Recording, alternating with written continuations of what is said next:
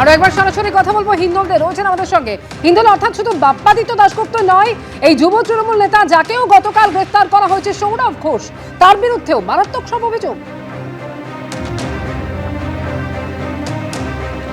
একেবারেই মূলত তোলাবাজি, এলাকায় সন্ত্রাস কায়েম করা, সেই এমনই কিন্তু অভিযোগ বাপ্পাদিত্য দাশগুপ্ত এবং তার অনুগামী সৌরভ ঘোষ দুজনের বিরুদ্ধেই। এবং এই দুজনকেই গ্রেপ্তার করা হয়েছে।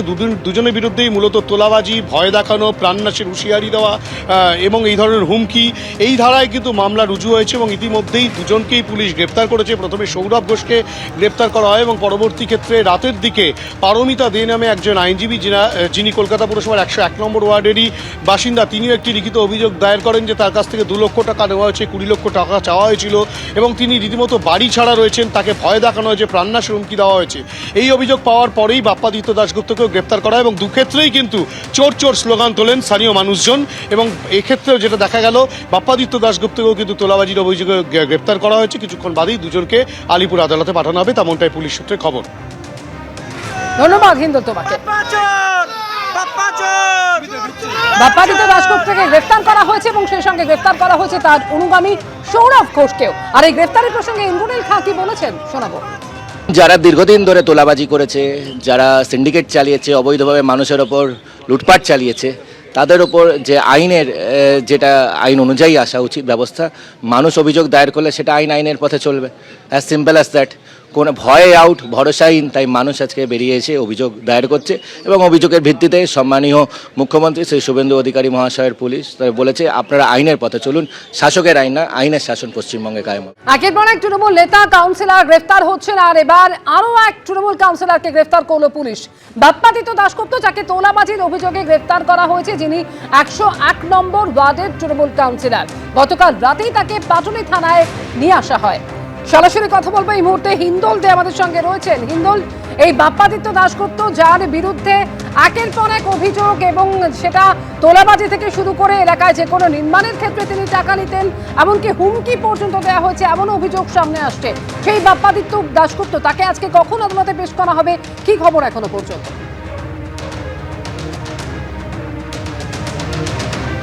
দেখো, আর কিছুক্ষণ বাদেই কিন্তু বাপ্পাদিত্য দাশগুপ্তকে আলিপুর আদালতের উদ্দেশ্যে নিয়ে যাওয়া হবে। এবং তোমাকে বলে রাখি, এই বাপ্পাদিত্য দাশগুপ্তর বিরুদ্ধেই বাঘাযতীনের এক বাসিন্দা, যিনি কলকাতা পুরসভার 101 নম্বর ওয়ার্ডেই থাকেন, অর্থাৎ কিনা বাপ্পাদিত্য দাশগুপ্ত যেখানকার তৃণমূল কংগ্রেসের কাউন্সিলর, সেই ওয়ার্ডেরই বাসিন্দা, পেশায় আইনজীবী পারমিতা দে, তিনি যেটা একটা অভিযোগ করেছেন গতকাল পাটুলি থানায়, যে তার একটি চেম্বার খোলার জন্য, সেই চেম্বারে তিনি বসবেন, তার নিজের চেম্বারে, নিজের বাড়িতে চেম্বারে বসবেন, তার জন্য 20 লক্ষ টাকা দাবি করা হয়েছিল বাপ্পাদিত্য দাশগুপ্তর তরফ থেকে এবং তিনি তা দিতে সক্ষম হননি। তিনি 2 লক্ষ টাকা দিয়েছিলেন এবং তাকে কিন্তু রীতিমতো চাপ দেওয়া হচ্ছিল যে সম্পূর্ণ টাকা না দিলে তাকে কিন্তু থাকতে দেওয়া হবে না।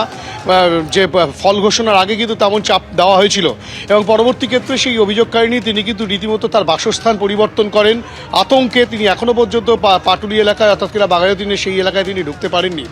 এবং যেহেতু সরকার পরিবর্তন হয়েছে, তার পরবর্তী ক্ষেত্রে অভিযোগকারিণী যেটা বলছেন যে তিনি যাতে এবারে প্রশাসনের দ্বারস্থ হয়েছেন, যাতে তিনি সঠিক যে আইনের যে আইন প্রয়োগ করা যায় এবং পুলিশ যাতে সঠিকভাবে গ্রেপ্তার করে তাকে, তার সাথে শাস্তি হয়, সেই কারণে তিনি নতুন করে অভিযোগ দায়ের করেন পাটুলি থানায় গতকাল। তার কাছ থেকে 2 লক্ষ টাকা নেওয়া হয়েছে, সেই অভিযোগ জানানো হয়েছে। তাকে প্রাণনাশের হুমকি, এলাকায় থাকতে দেওয়া হবে না, এই ধরনের হুমকি দেওয়া হয়েছে, সেই বিষয়ে তিনি অভিযোগ জানান এবং সেই অভিযোগ পাওয়ার সঙ্গে সঙ্গেই পুলিশ তা লিপিবদ্ধ করে বাপ্পাদিত্য দাশগুপ্তকে গ্রেপ্তার করে।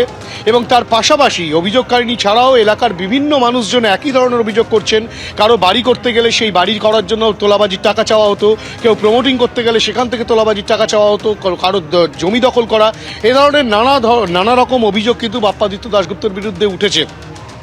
এবং এই বাপ্পাদিত্য দাশগুপ্ত গ্রেফতার হওয়ার কিছুক্ষণ আগে বিকেল দিকে তারই এক অনুগামী, যার নাম সৌরভ ঘোষ, সে 108 নম্বর অভিযোগ। সঙ্গে থাকো আমাদের, আর এই জায়গাতেই শোনাতে চাইবো, বাপ্পাদিত্য দাশগুপ্ত যখন রাতে পাটুলি থানায়, তখন তাকে নিয়ে আসা হয়, তখন সেখানে বিক্ষোভ দেখান এলাকার মানুষ, চোর চোর স্লোগানও দেওয়া হয়।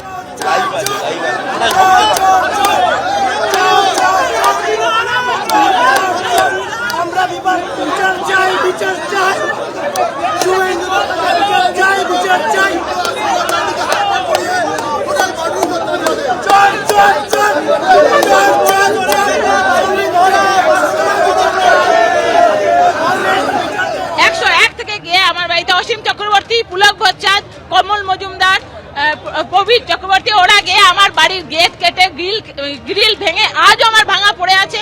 2021-এ আমি বিজেপি করি, তারপর 21-এ যখন আমরা হেরে গেলাম তখন আমাদের গাড়ি ভাঙচুর করে আমাদের ধরে নিয়ে 50 জন মেরে বাগানবাড়িতে আটকে রেখেছিল।